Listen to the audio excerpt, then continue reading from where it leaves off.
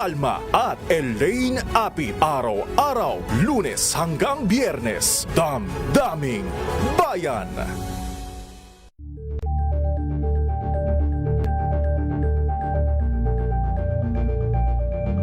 Maagang balitaan, maagang usapan sa mga issue at balita. Kasama si Kuya Angelo Palmones sa Magandang Umaga Pilipinas. Mula Lunes hanggang Biyernes.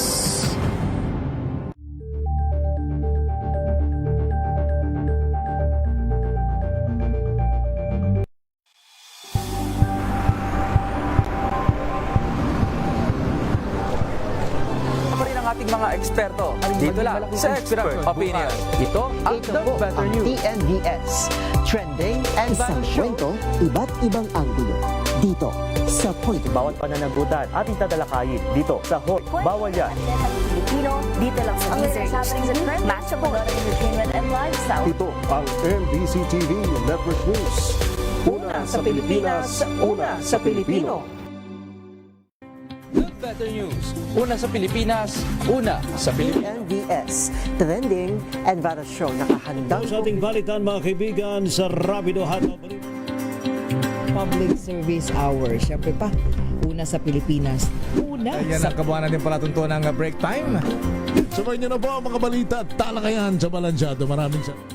We've got you covered. From the hottest hits, exclusive interviews, Kilig to the Bones fan meet experience, and hataw performances of your favorite stars.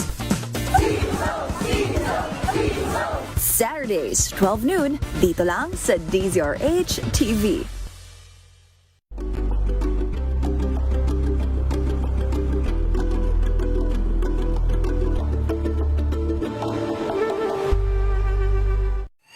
Mga balitang gigising sa inyong umaga. Mga balitang kailangan mong malaman. Mapapakinggan sa ACS Balita sa 2x2. Kasama sina Anthony Taberna at Jerry Baha. Lunes hanggang Biyernes. Samahan niyo po ako hanggang 7:30 ng gabi. DZRH Usapang Liga. Magandang gabi Pilipinas, Metro and Mega Manila, Nas Extension sa DZRH at RHT. Naray si Mayan. At Kisses Hubson. Para sa DCRW, una sa Pilipinas. Una sa Pilipino. Nagsimula sa pangarap hanggang sa maabot ang tagumpay. Iba't ibang kwento, iba't ibang mukha ng atletang Pilipino. Mas pinatindi, mas pinalakas, at mas pinaaksyon sa Match Point tuwing Sabado, 12:30 ng tanghali sa DZRH TV.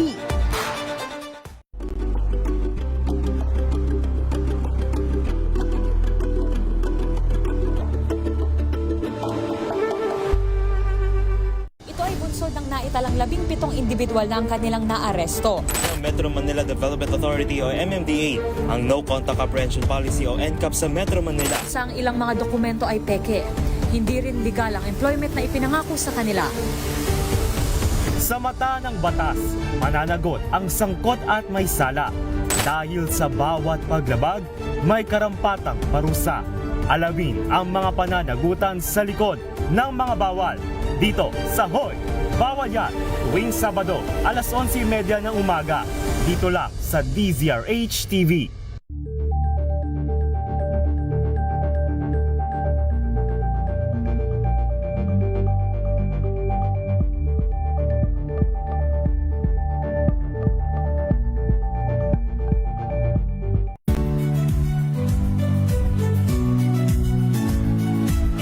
Magandang araw mga kaibigan. Ito po ang inyong balerina ng bayan, si Lisa Makuhay Lizalde, na nag-aanyaya sa inyong samahan kami at ang aming mga espesyal na panauhin para sa kalahating oras ng masayang kwentuhan sa aming programang Art to Art, kung saan ang usapang sining at kultura ay para sa lahat.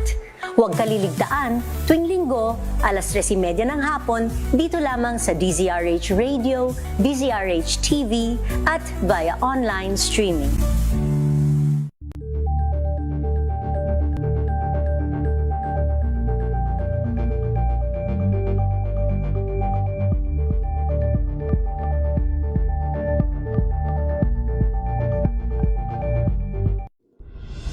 Tuloy-tuloy ang pagtulong, tuloy-tuloy ang pagseserbisyo, at tuloy-tuloy ang balitaan kasama si May Binauhan sa Operation Tulong mula Lunes hanggang Biyernes.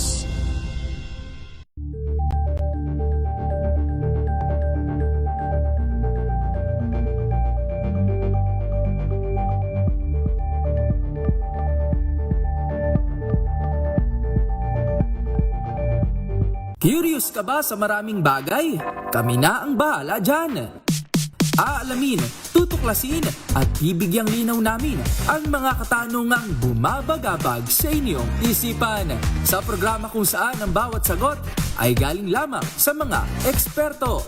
Ang Expert's Opinion, tuwing linggo alas 3 ng hapon, dito lang sa DZRH TV.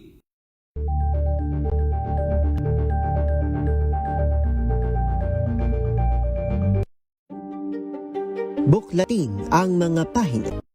Wow, ang saya. Isang barangay na labada, puro mancha pa. Goodbye, pahinga. Mommy, isang laba lang yan sa Pride Bar Blue. May powerful stain-away enzymes na malupit sa dumit mancha. At di masakit sa kamay. Isang laba lang yan. Hello, pahinga. Hello, Pride Bar Blue. ACS. Tanggaling-galing mo. Smart dishwashing paste ko.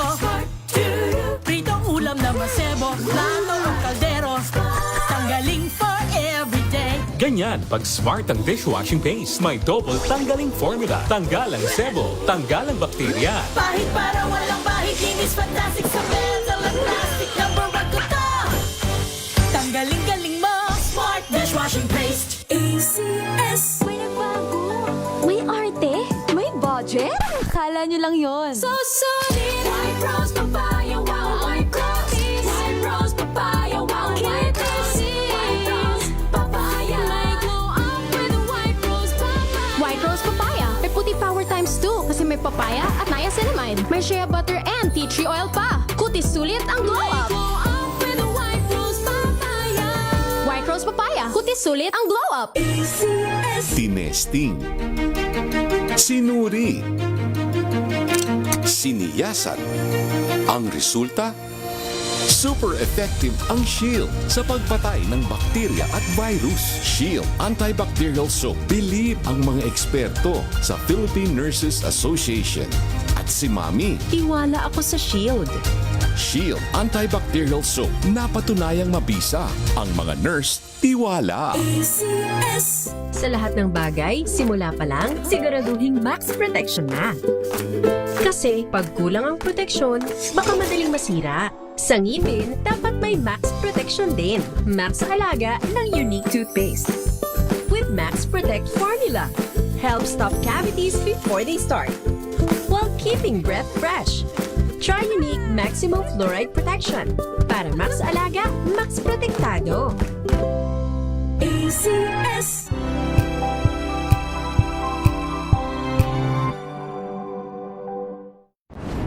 Kung good vibes ang hanap mo, dito ka na sa sigurado! Mula sa mga istoryang nagbibigay ng inspirasyon hanggang sa mga kwentong may dalang solusyon. Mga balitang pampagaan ang pakiramdam at pampaganda ng araw. Hindi lang ba sa good news, kundi the better news. Mula Lunes hanggang Biyernes, 1:00 ng tanghali sa DZRH TV.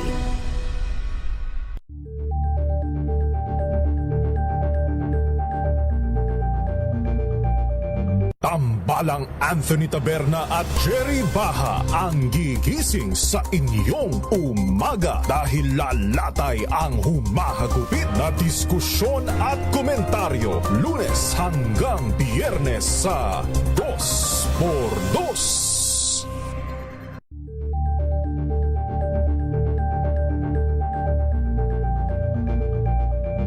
Alamin ang mga maiinit na isyung pambayan, mga balitang kailangan mong malaman, usapin sa pamahalaan, politika, ekonomiya at kabuhayan. Ito ang mga dapat mong malaman, pakialaman at pag-uusapan dahil kayo ang tinig ng mamamayan dito sa Damdaming Bayan.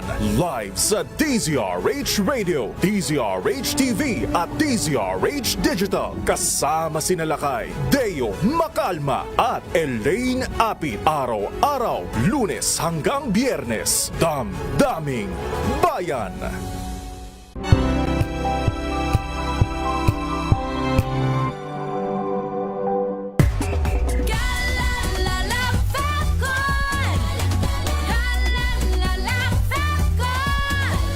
Ang bango ng sampayan, tara na magsayawan! Calefabton, amoy nakaka-joyful!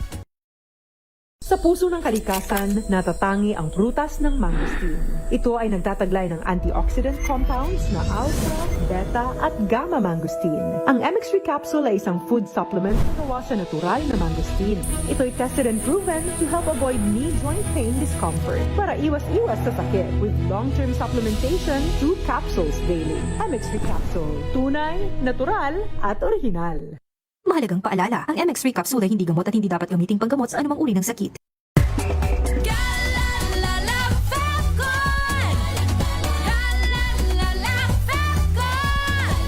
Ang bango ng sampayan, tara na magsayawan! Calefabton, amoy nakaka-joyful!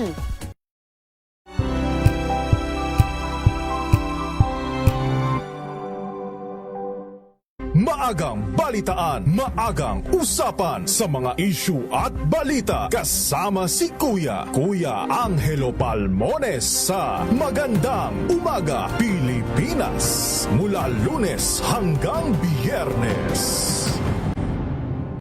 Good Better News. Una sa Pilipinas, una sa Pilipinas. PNBS, trending and viral show nakahandang Sa ating balitan mga kaibigan sa Rapido Hataw Balita. Public Service Hour. Siyempre pa, una sa Pilipinas. Ayan ang kabuhanan din palatuntunan ng break time. Sabay niyo na po ang mga balita at talakayan sa Balansyado. Maraming sa...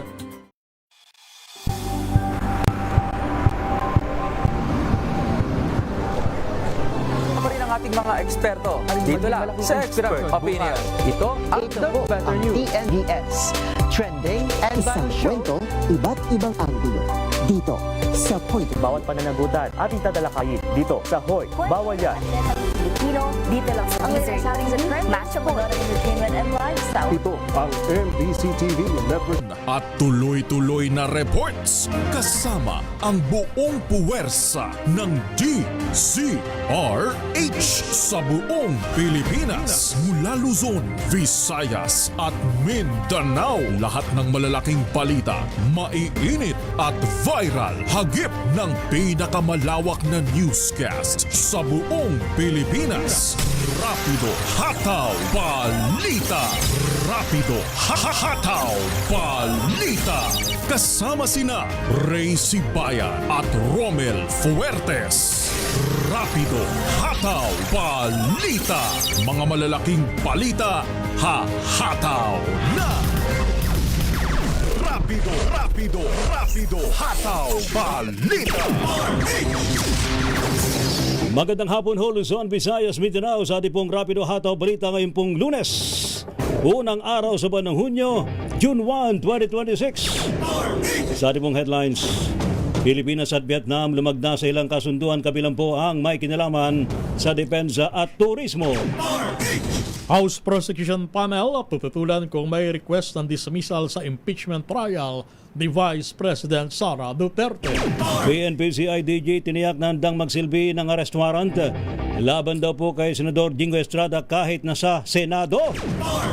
NBI kumambyo, kumukonsulta sa DOJ sa sabina laban sa misis ni Senador Bato de la Rosa. Higit naman sa may 64 na tsuper at mga konduktor ng bus na bumibiyahe sa EDSA busway, isinailalim daw po sa random drug test ng LTO. Naku, may nagpositibo, 5. PNP Forensic Group, manindigang batay sa siyensya ang ebidensya sa nangyaring shooting sa Senado. Isa namang truck, sumalpok daw po sa isang puno ng akasya, 3 patay, 2 sugatan sa Iloilo. Pag-live-in partner, patay naman sa pananaksak sa Villasis, Pangasinan. Rapido, hataw, balita. Ano po mga lingkod, sina Ray Sibayan at Romel Fuertes para sa DZRH, una sa Pilipinas, una sa Pilipino. Sa ating mga balita, kumambyo si National Bureau of Investigation Director Melvin Matibag sa planong pagpapasubpena sa may bahay ni Senador Bato de la Rosa na si Mrs. Nancy de la Rosa. Ayon po kay Attorney Matibag, kinukonsulta pa nila ang bagay na ito sa Department of Justice o DOJ. So diniin po niyang hindi nila itinuturing na suspect ang misis ni Senador Bato, kundi para lamang makapagbigay linaw sa naturang usapin. Kasabay po nito ay sinabi niyang nirerespeto niya ang posisyon ni Senador Ping Lacson matapos itong sabing trabahong tamad ang ipasubpena si Mrs. De La Rosa para matuntun si Senador Bato de la Rosa. Nilinaw po ni Director Matibag na hindi naman talaga intensyon ng NBI na tanungin si Mrs. Nancy De La Rosa kung nasaan ang ICC wanted senator.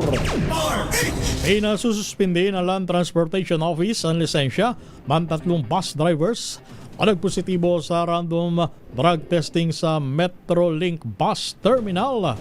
Ayon kay LTO Chief Assistant Secretary Marcos Lacanilao, 3 tsuper at 2 konduktor ang nagpositibo sa paggamit ng droga mula sa kabuuang 64 na sumailalim sa pagsusuri.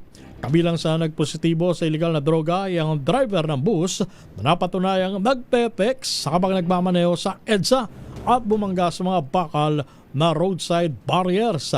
Git nila Kanilaw, ang pagmamaneho habang nasa impluensya ng illegal na droga ay isang seryosong banta na anumang oras ay maaaring magdulot ng peligro para sa kaligtasan ng publiko.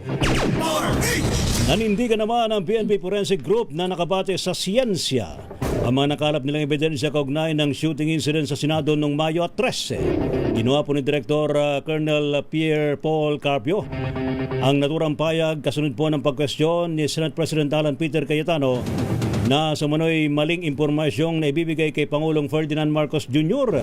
Magugunitang tinawag na peke ni Pangulong BBM ang nangyaring barilan sa loob ng Senado. Samantala na isumiti na sa PNP-CIDG ang resulta ng eksaminasyon ng Forensic Group at na-refer na sa Department of Justice.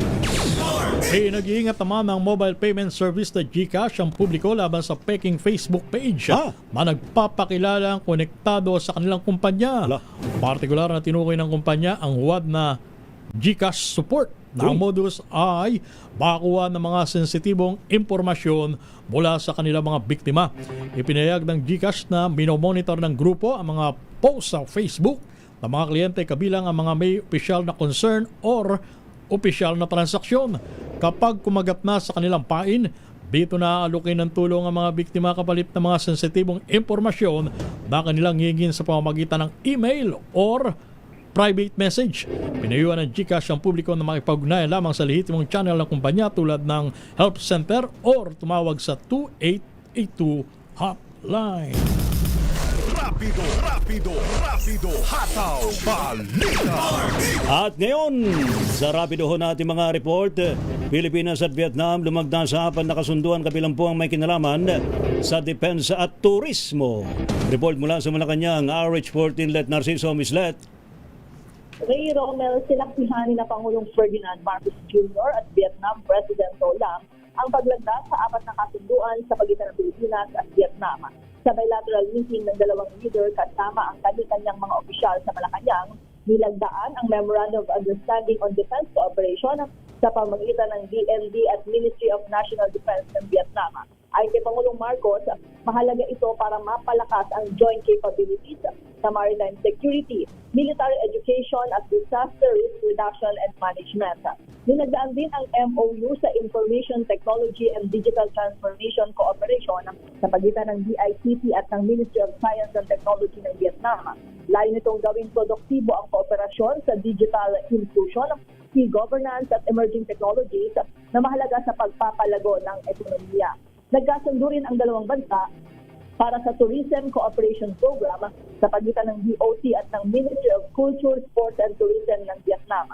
Kakay dito, nakapwa palakasin ang turismo ng Pilipinas at Vietnam sa pagdaragdag ng commercial flights sa pagitan ng dalawang bansa. Lumagda rin sa kasunduan ang University of the Philippines at ang Academy of Public Administration and Governance, Ho Chi Minh National Academy of Politics para sa students at faculty exchange. Ito si Lieutenant Cito para sa DZRH, una sa Pilipinas, una sa Pilipino. House Prosecution Panel maring tututulan kung may request ng dismissal sa impeachment trial ni Vice President Sara Duterte. Ibalita mo yan, RH number 12, Milky Regunan. Manang Milky.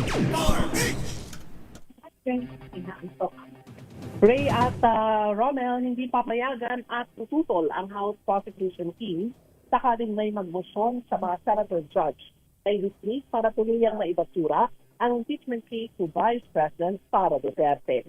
Ayon kay Lead Prosecutor Jervil Luistro, kanilang i-oppose ang anumang tangkang i-dismiss ang impeachment case laban sa Vice Presidente. Binigyan din ni Luistro malinaw sa rules on impeachment ng Senado, walang dismissal, remand o clarification. Anya ang sinasabi lang sa Senate rules on impeachment, conviction or acquittal. Sabi ni Luistro, malaki ang paniniwala ng House Prosecution Panel, masusunod ang Senado sa kanilang constitutional duty. Nagagampara ng maayos at umpisahan na ang paglilitis sa Vice Presidente sa lalong madaling panahon. Narito si House Lead Prosecutor Jervil Luistro. Definitely, if there will be move or request towards the dismissal of the impeachment complaint, i-oppose namin yun.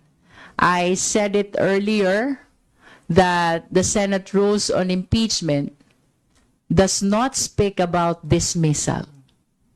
The rules neither speak about remand nor about clarification. Ang sinasabi lamang po ng Senate rules on impeachment, trial. And after trial, the judgment is either conviction or acquittal.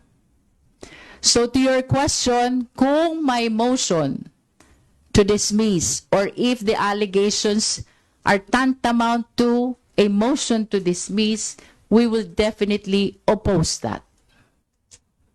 Sa umaasang House Prosecution Team na magsusumite ng reply ngayong araw, si VP Sara sa Articles of Impeachment. Mayroon hanggang alas 5 ng hapon si VP Sara na magsumite ng reply sa Senado. Ako si Milky Regunan nagulat para sa DZRH, una sa Pilipinas, una sa Pilipinas. Thank you, Milky. Samantala, PNP-CIDG tiniyak na handang magsilbi daw po ng arrest warrant laban po kay Senador Jingo Estrada kahit nasa Senado pa siya. Ating alamin sa report ni RH52 Edniel Parosa. Edniel. Ray, siniguro ng pulisya ang kahandaan nitong magsilbi o isilbi ang warrant of arrest sakaling maglabas nga ng order sa Digang Bayan laban kay Senador Jingo Estrada. Ayon kay Police Major General Robert Alexander Morico II, Director ng Criminal Investigation and Detection Group, ito'y kahit kanlungin man ang Senado sa Estrada, gaya ng ginawa ng institusyon kay Senador Ronald De La Rosa. Git ni Morico, sakaling humantong ang nabanggit na senaryo, susunod sila sa utos ng korte ay patapad ang warrant bilang co-equal branch naman ng hukuman ng mataas na kapulungan ng Kongreso. Ipinaliwanag na general na tanging mga kasong walang pang-anim na taon ng parusa ang binibigyan ng parliamentary immunity sa pagkaka-aresto. Higit-higit dito, ang unbailable na plunder ay nihain ng ombudsman sa anti-graft court dahil sa manay pagtanggap ni Jinggoy ng 573 billion pesos na kickback mula sa Department of Public Works and Highways. Pakinggan natin si General Morico. In case is below 6 po, hindi na po pwedeng say writing session. That's about but we will be serving the warrant, then we will informing to but if it's about, we will not be interactive. Nanatili ang mga tauhan ng San Juan City Police at Traffic Bureau dito sa paligid ng bahay ni Senator Jinggoy na naka-address sa lungsod ng San Juan. Nandito tayo mga ilang minuto na pero wala pang ideya itong substation for personnel ng local police kung may inilabas na nga utos na warat ang Sandigan Bayan. Maratiling tahimik dito at wala namang build-up sa daloy ng trapiko sa paligid. Ako si Adniel Parrosa, Razor H. Una sa Pilipinas, una sa Pilipino.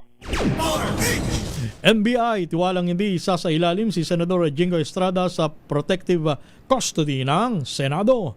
Ibalita mo yan RH number 15, Giselle Ricafort. Giselle. Kumpiyansa ang National Group Investigation na hindi isa sa ilalim ng Senado si Senator Jinggoy Estrada sa kanilang protective custody. Ito'y oras na lumabas na yung arrest warrant na Estrada para sa kaso niyang pandarambong kaugnay ng di umano pagtanggap niya ng mga kickback mula sa mga proyekto sa flood control. Ayon kay NBI Director Atty. Melvin Matibag, lokal na korte na yung nakaambang mag-issue ng arrest warrant laban sa senador. Idinigit-an niya ng Senado sa kaso ni Senator Bato de la Rosa na maaari lamang siyang i-turn over sa mga otoridad kung i-issue ng lokal na korte yung warrant. Ngayon, sabi ni Matibag, Sandigan Bayan na yung maglalabas ng arrest warrant, kaya kung sakali wala dapat ditong pwesto ng mataas na kapulungan. Idiniin ng direktor na sasalungatin ng Senado ang sarili nitong posisyon kung isa sa ilalim sa Estrada sa protective custody ng mataas na kapulungan. Tiniyat niya yung kahandaan ng Bureau na aarestuhin nila ang senador kahit pa magpakanlong ito sa Senado. Pakinggan natin si NBI Director Atty. Melvin Matibag. Well, kung andyan yung warrant, ano bang mandate ng NBI, we have no choice but to enforce the warrant of arrest. As long as the warrant is valid and legal, so we will enforce the warrant of arrest. I think it was already been settled kasi si Senator De Lima, si Senator Trillanes noon, di ba? At sila na rin yung nagsabi during the conversation namin noong May 11 na hindi daw local court. This time, it's Sandigan Bayan is the local court. So, effectively, they already surrender na pagka local court, wala silang question, no? And I'm sure they will not put in protective custody because otherwise they will be the one defying kung ano yung position noon pa man. Ito si Giselle Ricafort para sa Deezer Una sa Pilipinas, una sa Pilipino. Thank you, Miss Giselle.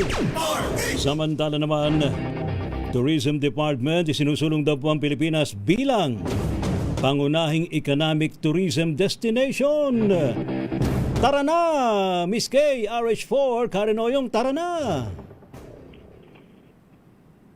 Oh, Miss Karen, nasaan ka na? Yes, kasama. Ang ganda pa naman ang yaya ko sa'yo. Tara na!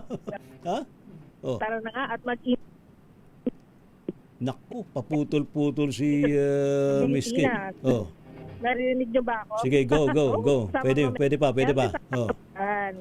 Ayan, okay. Oo nga, medyo sayang naman ang intro mo pero well appreciated naman yan kasamang Ray. Naging mainit ang pagtanggap ng mga negosyante at investors ng Japan sa iprinisintang Economic Tourism ng Department of Tourism o DOT Secretary Dita Angara Masay kung saan ipinakilala nito ang potensyal ng Pilipinas hindi lamang upang manghikayat ng mga bisita sa mga tourist destinations kundi upang makahikayat rin ng mga mamumuhunan dahil sa tinawag niyang Integrated Investment Platform. Sa isinagawang roundtable discussion sa pagitan ng delegasyon ng Pilipinas sa pangunguna ni Pangulong Ferdinand Marcos Jr. at ang iba't ibang mga Japanese companies at financial institutions, kasabay ng state visit ng Pangulo sa Japan kamakailan, ipinakita ni Secretary Angara Masay na magkadugtong ang turismo hindi lang bilang isang promotional sector kundi investment-driven at infrastructure-supported platform.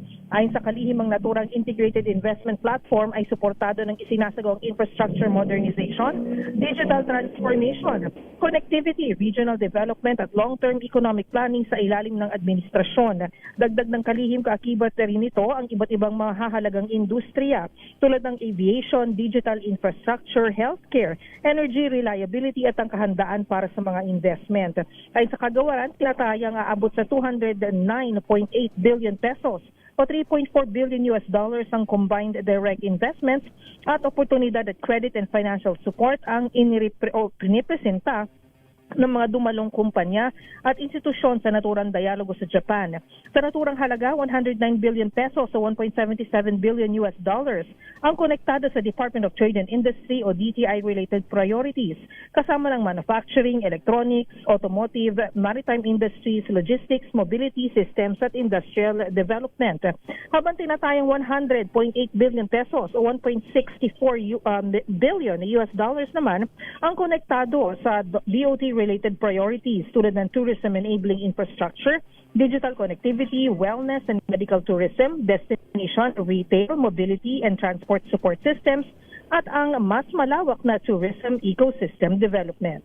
Ako si RH4 Karen Oyong nag-uulat para sa DZRH. Una sa Pilipinas, una sa Pilipino. Samantala, kahalagahan ng flag ceremony, binigyan din ni Labor Secretary Paul Tolentino. Ibalita mo yan. RH number 9, Tina Nolasco. Tina. Romel, binigyang diin nga ni newly appointed DOLE Secretary Francis Tolentino ang kahalagahan ng paggalang at pagtaas ng watawat ng Pilipinas sa isinagawang flag raising ceremony sa tanggapan ng Department of Labor and Employment o DOLE sa Intramuros, Maynila ngayong Lunes. Sa talumpati ni Tolentino sa seremonya, ginit itong ang pagtaas ng watawat ay hindi lamang ordinaryong gawain, kundi simbolo rin ng pagtaas ng dignidad ng manggagawang Pilipino na sa sinumpaang tungkulin. Punto ni Tolentino, hindi lamang a weekly ritual flag ceremony, kundi renewal commitment na dapat gawin ng isang public servant. Pakinggan natin si Secretary Tolentino. We are here not just to raise the flag, but to renew our commitment to raise the dignity of the Filipino workers. Tayo po ay naririto hindi para lamang itaas ang watawat ng Pilipinas, kung hindi itaas din ang dignidad ng manggagawang Pilipino na ating sinumpaang tungkulin. And that is what we intend to do. We intend. Si Secretary Tolentino, ito si RH19 Nolasco para sa DZRH, una sa Pilipinas, una sa Pilipino. Thank you. Salamat, Miss Tina Nolasco. Samantala naman, isa namang lalaking lasing. Anak ko naman, no? Abay, nalunod daw ho dyan po sa may Morong Rizal. Report mula kay RH27 Noche Gagas Noche. Lakay Ray at Romel, patay ang isang lalaki matapos malunod sa ilog sa Morong Rizal. Inilala ang biktima si alias Soren, 30 anyos, habang nagkasayahan sa inuman, biglang pumunta sa ilog ang biktima para maligo. Maya-maya lang nakita na lang ang biktima na walang malay. Naisugod pa ng mga rescue team sa ospital ang biktima, ngunit dead on arrival. Sa investigasyon, lumitaw na dati nang may suicide attempt ang biktima. RH27, Notikakas DCRH, una sa Pilipinas, una sa Pilipino. Mga residente na nakatira sa tabi ng Tulyan River, pinag-iingat dahil sa high tide. Ibalita mo yan, RH number 23, Edwin Duque. Edwin. Romel, nagkalala ngayon ang malabot at ang sa mga residente na nakatira dito sa gilid sa Tulyan River na maging alerto dahil doon sa taas ng tubig ngayong araw. Pagkapat nagliliwanag ng kanagtaan mula sa ilang oras na pag-busog at pag-ulan mula pa rin ng umaga, ay patuloy pa rin nagpaalala ang NDRMO office na posibleng bahayin ang mga bababang lugar mula sa tubig ng Tulyan River. At ang pagtaas ng tubig sa mga tulyahan at daluyan ng tubig dito sa Abanaba ay bunsod ng nararanasang high tide sa Manila Bay. Sa ngayon, yung panahon ay mainit na. Kung titignan mo kanina bago magtanghali ay makulimlim, tapawi na ng init ng panahon. Ariston, ito rin ito kinagulang sa Disari sa Pilipinas o sa Pilipinas. Thank you. Salamat, Edwin Duque. Rapido, hataw, balita. Samantala, meron po tayong mainit-init na Flash Report. Flash Report! Senador Dingo Estrada. Ipinaaresto na raw po ng Sandigan Bayan sa kasong plunder. Naku. Ating alamin sa report ni RH5, Val Gonzales. Val. Pinaparesto na nga ng Sandigan Bayan Division itong si Senador Dingo Estrada. Ito'y may kinalaman sa kasong plunder na inilaban sa kanya o itong paglabag sa Republic Act 7080 sa kalalabas lamang na warrant of arrest ngayong araw. Kasama rin sa pinaresto itong sina dating DPWH Secretary Manuel Bunoan, mga opisyal na sina Denril Cesar Fortuna, Manny Bulusan at Arturo Gonzales Jr. Ayon sa Sandigan Bayan, walang inirekomendang piyansa para sa mga akusado. Sa ngayon ay natasan na ng Sandigan Bayan ang Philippine National Police, National Bureau of Investigation at iba pang mga law enforcement agencies na agarang isagawa ang pag-aresto sa loob ng 10 araw mula sa pagkakatanggap sa kanila ng warrant of arrest. Mula rito sa Sandigan Bayan sa Ray. So, plunder case, definitely non-bailable. Non-bailable yan. So, halimbawang na-serve na, saan ididiretso si Senador Jingo Estrada? Malalaman yan na Romel kapag siya ay nagpakita na rito, isurrender na dito ng sinumang law enforcement agency na aaresto sa kanya. At kapag siya ay naisagawa na dun sa proseso ng magsyat, ay ihintayin pa kung ano yung commitment order na ilalabas ng 5th Division ng Sandigan na Bayan at doon natin malalaman, Romel, kung saang facility ng Bureau of Jail Management and Penology madadala o makukulong itong si Senador Jingo Estrada, Romel. Okay. Maraming salamat, Val Gonzales. Sa ngayon, Romel, idagdag ko na rin. Ilang minuto pa lamang ang nakalilipas, Romel, ay mayroong ilang mga staff na nitong si Senador Jingo Estrada ang nakikipag-ugnayan na ngayon dito sa Division ng Sandigan Bayan. Ako si Val Gonzales, DJ Rachel na sa Pilipinas, una sa Pilipinas. Thank you. Salamat, Val Gonzales, sa iyong flash report. Flash Report. Flash Report! Basta't may nangyari, unang maririnig sa kauna-unahan. DZRH Flash Report! Rapido, hataw, balita. Anbay ho mga balita mula po sa mga probinsya. Pilipinas ang oras alas 2:31.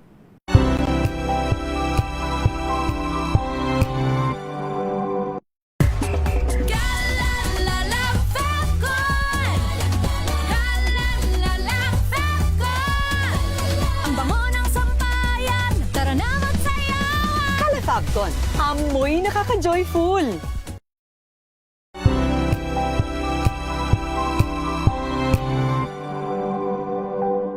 Hello, Washi! Laundry day na naman! Yay! Anong meron? Mancha ng chocolate, putik, may libag pa. Kaya natin yan! With Pride Washing Machine Detergent, may triple stain-away formula. Tanggal ang makapit, madikit, at malupit na dumit mancha. Kaya easy-easy ang labada. Mula noon hanggang ngayon. All you need is pride. All you need is pride. ACS. Jiggy Manikad po. Bilang isang broadcaster, mahalaga sa akin ang tamang impormasyon. Sa lahat ng bagay, kahit sa food supplement, mapanuri ako. Kaya dito ako sa subok ng MX3 capsule. Ito'y may alpha, beta at gamma mangosteen. Para sa akin, sigurado ako sa MX3 capsule. Dito ako believe. Mahalagang paalala, ang MX3 capsule ay hindi gamot at hindi dapat gamiting panggamot sa anumang uri ng sakit.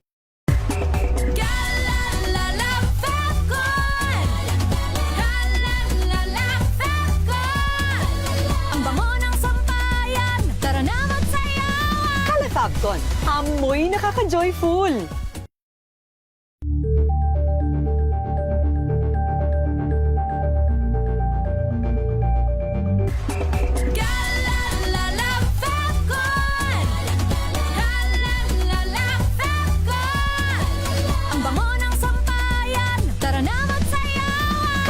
Fabcon. Amoy nakaka-joyful.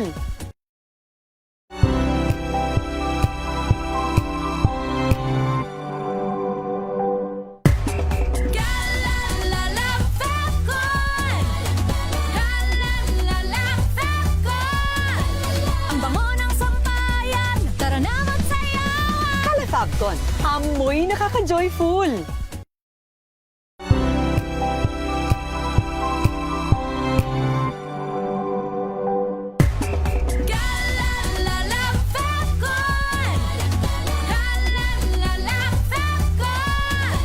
Ang bango ng sampayan, tara na magsayawan. Kala Fabcon. Amoy nakaka-joyful.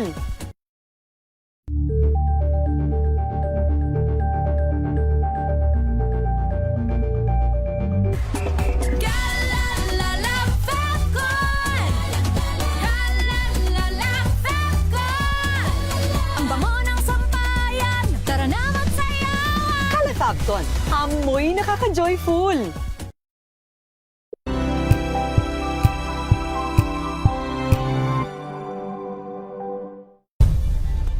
Nagsimula sa pangarap hanggang sa maabot ang tagumpay.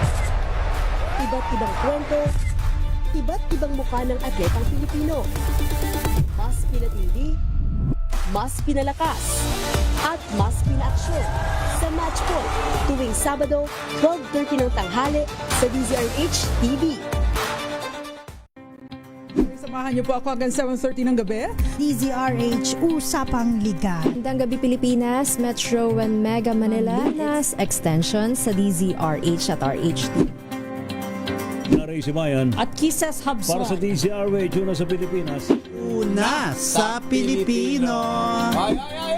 Ito ay bunsod ng naitalang 17 individual na ang kanilang naaresto. Metro Manila Development Authority o MMDA ang No Contact Apprehension Policy o NCAP sa Metro Manila. Sa ang ilang mga dokumento ay peke. Hindi rin legal ang employment na ipinangako sa kanila. Sa mata ng batas, mananagot ang sangkot at may sala. Dahil sa bawat paglabag, may karampatang parusa. Alamin ang mga pananagutan sa likod ng mga bawal. Dito sa Hoy! Bawal Yan! Tuwing Sabado, alas 11:30 ng umaga. Dito lang sa DZRH TV.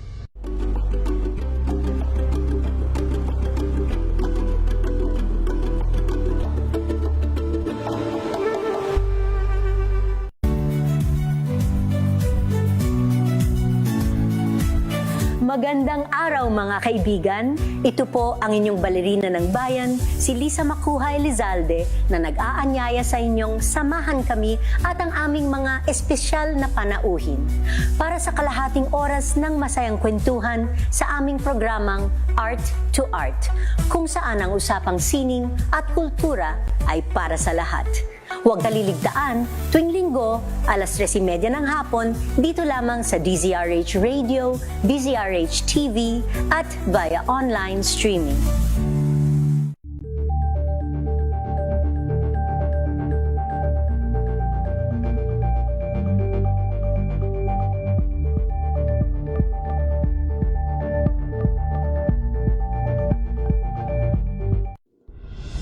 Tuloy-tuloy ang pagtulong, tuloy-tuloy ang pagseserbisyo, at tuloy-tuloy ang balitaan kasama si May Binauhan sa Operation Tulong mula Lunes hanggang Biyernes.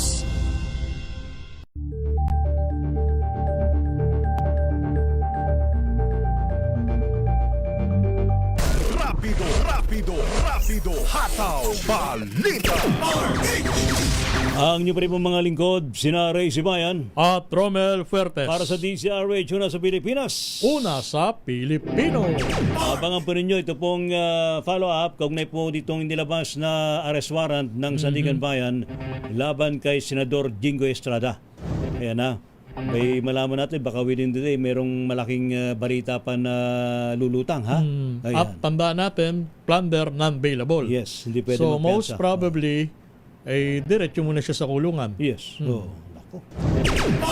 At ngayon mga kaibigan, meron muna tayong update mula kay Val Gonzales. 26 daw po na unit ng Victory Liner Bus Company sinuspindi ng LTFRB dahil naman sa banggaan sa Benguet. Report mula kay RH5, Val Gonzales. Val.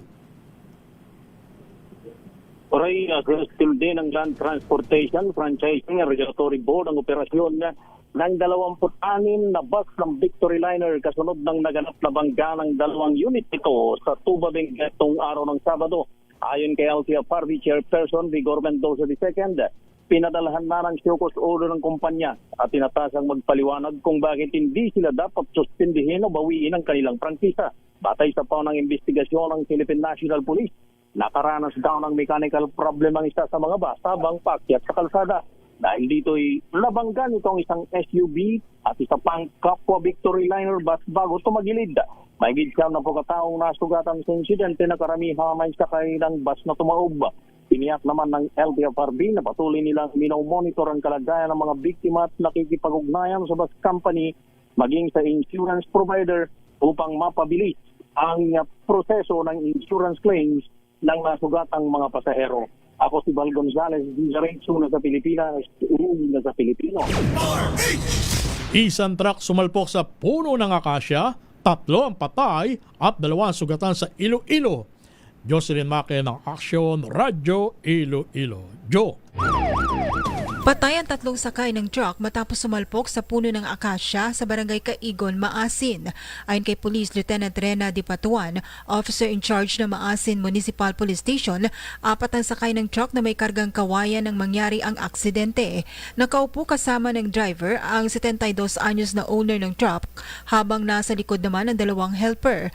Namatay ang driver at may-ari ng truck dahil naipit matapos mayupi at mawasak ang truck. Tumila po naman ang isang helper na namatay. Base sa investigasyon, umiwas ang truck driver sa motorsiklo na sideswipe nito hanggang sa dumiretso sa puno ng akasya. Dinala sa ospital ang isa pang helper at ang driver ng motorsiklo. Mula sa Action Radyo Iloilo, ito si Jocelyn Maque para sa DZRH, una sa Pilipinas, una sa Pilipino. Thank you. Salamat sa report na yan, Jocelyn Maque. Samantala naman, yun daw hong mga namatay sa gumong gusali sa Mayangala City, Pampanga, abay umabot na raw po sa 13. Ating alamin po ang detalye sa report ni RH25, Grace Ansano. Grace. Ray Romel, nakapagtala na ng 13 na-recover na mga dead bodies sa search, rescue, and retrieval at gayon din ng clearing operation sa bumagsak na gusali sa bahagi nga ng Balibago, Angeles City. As of today, June 1, huling na-recover ang isang bangkay matapos ang magkakasunod na na-recover na 5 katawan kahapon. Ito yung ika-1 linggo matapos nga nagbumuho ang naturang gusali. Kabilang sa na-recover ay ang mag-asawang vendor na sina Elsa, Joey Angkaw. Ito ay mga residente din ng naturang subdivision dito sa Balibago, Angeles City. Sa talaan ng Incident Command System, umaabot na sa 47 ang mga biktima at 20 ang nakaligtas habang 13 ang na-recover na pawang mga patay na. Ngayon, nasa halos 7 ang sinasabi nga na pinaghahanapan ng mga rescuer sa naturang gumuhong gusali. Lahat sila ay nahukay sa bahagi ng Quadrant 1, 2 at 3. At isa sa mga pinaplano ngayon ay patuloy na i-clearing ang naturang lugar. At patuloy din ang paghingi ng tulong ng ilang mga residente dahil hanggang ngayon ay hindi makapaghanap buhay ang mga nakapaikot mula sa 50 meters radius sa naturang bumagsak na gusali. Bagamat hindi nga sumipot ang may-ari at ang kontraktor ng itinatayong gusali, humarap naman ang legal counsel ng may-ari na silang building na si Attorney Willie Rivera. Habang si Attorney Nicole Magera, abogado naman ito ng kontraktor ng Golden Years Construction Company, ay humarap din at nangakong tutulungan ang pamilya ng mga biktima. Yan ang ating update. Ito si RH25, Great Vera Sanfano. Una sa Pilipinas, una sa Pilipino. Parilan sa pagitan ng 2 magkalabang pamilya sumiklab sa bayan ng Picong, Lanao del Sur. Alamin natin ang iba pang detalye. Teka muna, skip muna si Jun Dimakutak. Dito muna tayo sa report ni Eric Dastas. Lalaki inireklamo ng tangkang rape, timbog sa Bacoor, Cavite. Wala pa rin si Dito muna tayo Eric. kay Freddy Fajardo, partner. Sa report ni Freddy Fajardo,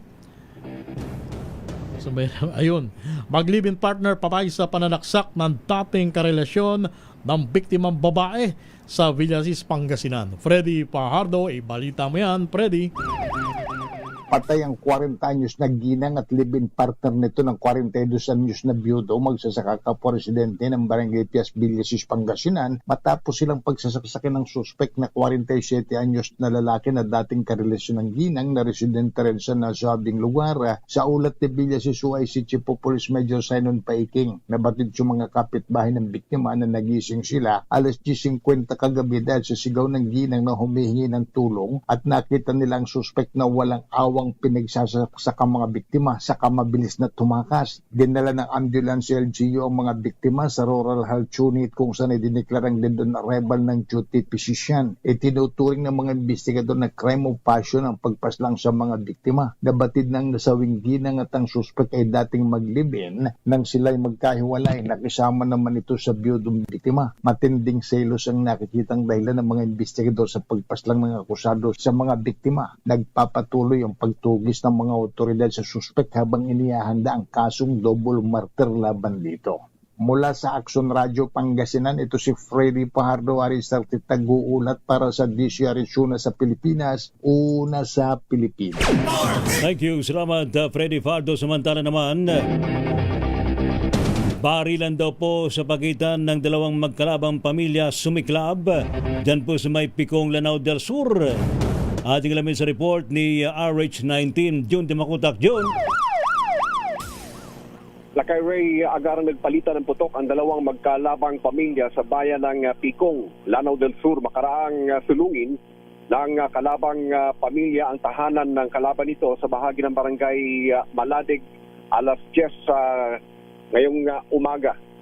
At dito ay agarang nagkapalitan ng putok ang dalawang pamilya at ito ay batay sa report ng Picong PNP ay dumating sa pamamahay ng pamilya Dipatuan ng pamilya Limano at presto nagkaputukan ng nasa 10 minuto dahilan na nag-animoy ghost town ang bayan dahil sa malakas na putukan mula sa dalawang panig. Mabilis namang responde ang Picong PNP sa lugar dahilan na sa pilitang umatras ang pamilya Limano at pansamantalang natigil ang palitan ng mga putok habang nilunsad naman ang hot pursuit operation laban sa mga umatake. Sa kasalukuyan, ayon sa PNP, itong mga oras na ito ay muling inaasahang muling magkabakbakan dahilan na nanatili sa area ang pwersa ng kapulisan sa tulong ng narinang Philippine Army. Wala pang report kung may mga casualties ba sa naturang enkwentro habang nagpapatuloy ang investigasyon ng otoridad. Yan ang ating update mula sa Central Mindanao, RH19, Jun Dimakutak, DCRH, Una sa Pilipinas, Una sa Pilipino. Isang lalaki ang inireklamo ng tangkang rape, arestado sa Bacoor, Cavite. Eric Dastas sa detalye. Eric. Kuya Romel, hindi na nga nakapalag sa mga otoridad ang 38 anyos na si Junmar Arcon matapos magkasa ng interrupted operation ang Bacoor Component City Police Station. Ayon dito kay Lieutenant Colonel Alexis Ditamito, hepe ng naturang lungsod, nagtungo sa kanilang tanggapan ng pamilya ng 14 anyos na si alias Baby upang maghain ng reklamo sa naturang suspect. Sa ibinigay na salaysay ng biktima sa mga otoridad, may ilang ulit anya siyang pinagsamantalahan ng naturang suspect kung saan lagi siyang tinatakot nito na kung hindi makikipagkita ay ibubunyag nito o ng suspect ang masaselan nilang video. Sa takot niya ng bata ay naglakas loob itong sinabi sa kanyang pamilya upang tuldukan na ang karimari-marim na ginagawa na sa dalagita. Sa palitan ng mensahe ng suspect at biktima ay muli niya itong magkikita kung saan agad nagbuo ng team si Lieutenant Colonel Disamito upang magkasa ng isang interrupted operation sa mabilis sa ikadaraklit ng naturang suspect. Sa pagkikita ng suspect, at ang biktima masusing minamanan at sinundan ng mga operatiba ang suspect at biktima. Naluna ng isang motorsiklo kung saan ay dinala ng suspect ang biktima sa Bakasyonista Travel Hotel sa Barangay Habay 2, Bacoor at ito'y nakapasok sa loob ng kwarto ng naturang hotel ang biktima at ang suspect. Subalit hindi naging madali sa mga otoridad ang kaganapan sapagkat ang mismong mga empleyado ng hotel ay tumingin ituro ang kwarto na kung saan dinala ang biktima. Ilang minuto rin ang nakalipas ay saka itinuro ng isang room boy ang kinaroroonan ng biktima at suspect hudyat upang pasukin na ng grupo dito sa Mito ang naturang kwarto at doon na inaresto ang suspect na maharap naman sa patong-patong na kaso matapos din itong makuhaan ng isang di-lisensyadong 38 revolver.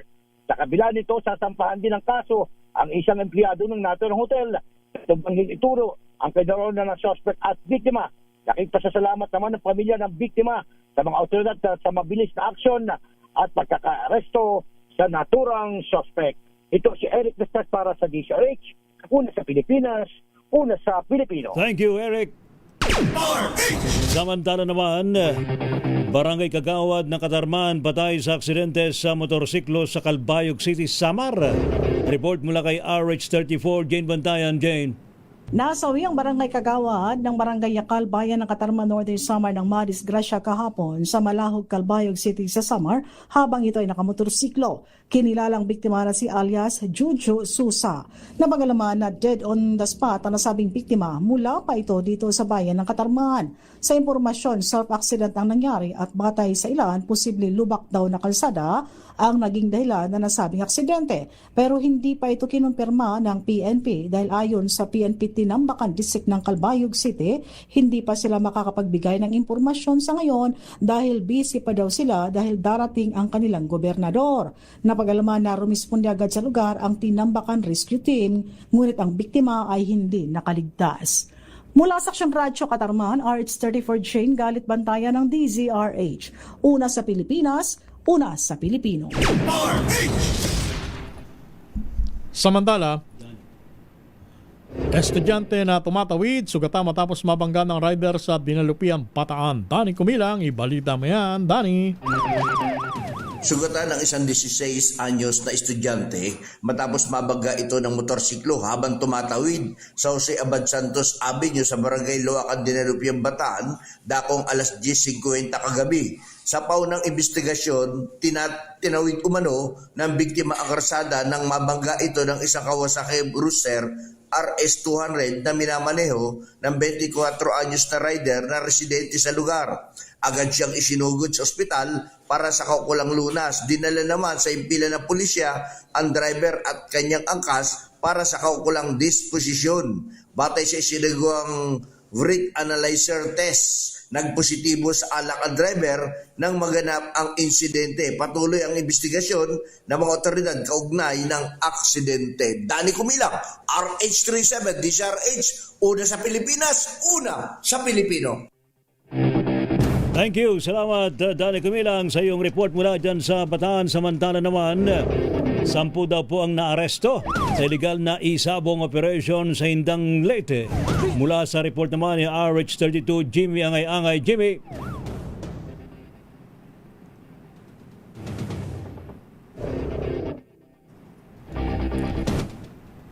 Go ahead, Jimmy. Wala ba si Jimmy? Alright. Dito muna tayo sa report ni Rex Cantong. Nagkaroon ng sunog sa Victorias Negros Occidental. Alamin natin ang ibang detalye. Rex Cantong. Rex. Sinunog umano ng isang babae ang tatlong kabahayan sa lungsod ng Victorias Negros Occidental dahil sa sobrang lakas umano ng sound system sa kanilang lugar.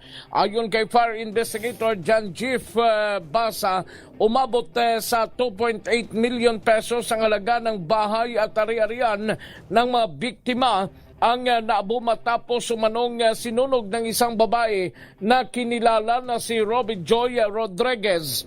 Ang kanyang bahay sa Purok Malinong, Barangay 7 ng nasabing lungsod. Maliban kay Rodriguez, nasunog din ang bahay ni na Josephine Pante kasama ang kanyang pamilya at dalawa pang mga partially damaged. Naaresto din ng kapulisan ang suspect na tinuturong ang umano'y sumunog ng nasabing kabahayan na kung saan gumagamit ito ng illegal na droga. Sa ngayon, patuloy pa ang investigasyon ng Bureau of Fire Protection sa lungsod ng Victorias kung ano ang pinagmulan ng nasabing sunog. Ito si RH46 Rex Cantong, una sa Pilipinas, una sa Pilipino. Thank you, Rex. Ating balikan ang report mula kay Jimmy Angay-Angay. Jimmy! Nasakote ng pinagsanib na puwersa ng pulisya ang 10 katao sa isang operasyon laban sa illegal na online sabong o e-sabong sa Hindang Leyte Amusement Center sa Barangay Poblasyon 2, Hindang Leyte. Ayon sa ulat ng PNP, pinagsagwa ng surveillance at validation ang operatiba matapos makatanggap ng impormasyon hinggil sa nagpapatuloy na e-sabong sa lugar bilang bahagi ng operasyon na kapag-rehistro umanong isang pulis sa online bidding platform at nakaposta ng 500 piso sa pamamagitan ng GCash o pangmakalap ng ebidensya. Banda alas 6:46 kagabi, sinalakay ng mga operatiba ang lugar at natuklasan ang iba't ibang information at communication technology equipment na ginagamit umano sa online bidding at live stream ng sabong.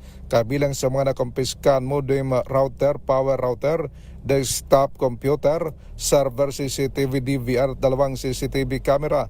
Maharap ang mga narestong suspect sa kasong paglabag ng Cybercrime Prevention Act. Dinalang mga suspect at nakuhang ebidensya sa Hindang Leyte Municipal Police Station para sa dokumentasyon at kaukulang disposisyon. Mula dito sa DYVL Action Radio Tacloban, ito si R32 Jimmy Angay-Angay para sa DZRH, una sa Pilipinas, una sa Pilipino. Thank you. Salamat, Jimmy Angay-Angay. Metro Manila ngayon.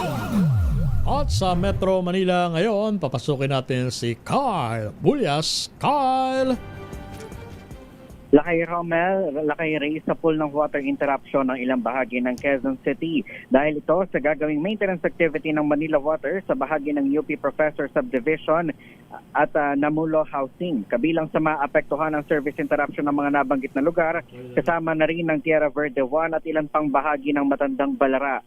Sisimulan nito mamayang alas 10 ng gabi at inaasahang matatapos bukas ng alas 4 ng madaling araw.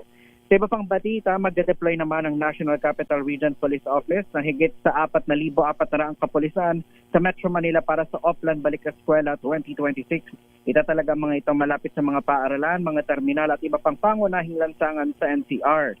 Kabilang sa deployment ang mga Police Assistance Desk, Foot Patrol at mga mobile unit. Samantala, epektibo na bukas ang malakihang rollback sa mga produktong petrolyo. Ayon sa Department of Energy, itinakda ang minimum rollback sa kada litro ng kerosene sa 10 pesos and 86 centavos. 9 pesos and 26 centavos naman ang minimum rollback sa kada litro ng diesel at 4 pesos and 76 centavos naman sa kada litro ng gasolina. Binigyan din ng DOE na maaaring mas malaki pa rito ang mag-rollback sa bawat kumpanya ng langis. Una nang sinabi ng Oil Industry Sources na ang malakihang rollback ngayong linggo ay posible dahil sa pagbubukas muli ng Strait of Hormuz at ang nagpapatuloy na usaping pangkapayapaan sa pagitan ng bansang Amerika at Iran.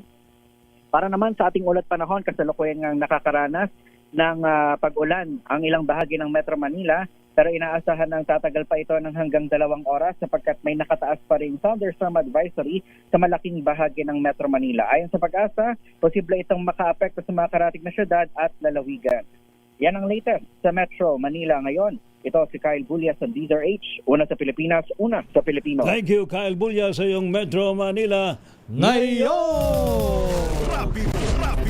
Rapido, hataw, balita. Salamat po sa matumutok po sa ating balitaan sa Rapido Hataw Balita ngayon pong Thank God It's Monday.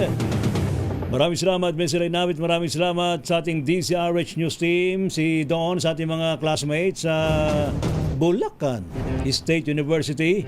Ano po mga lingkod mga kaibigan, sina Ray Sibayan At Romel para sa Fuertes. DCRH, una sa Pilipinas. Una sa Pilipino. Pilipinas ang oras 3 minuto bago sumapit ng alas 3 ng hapon.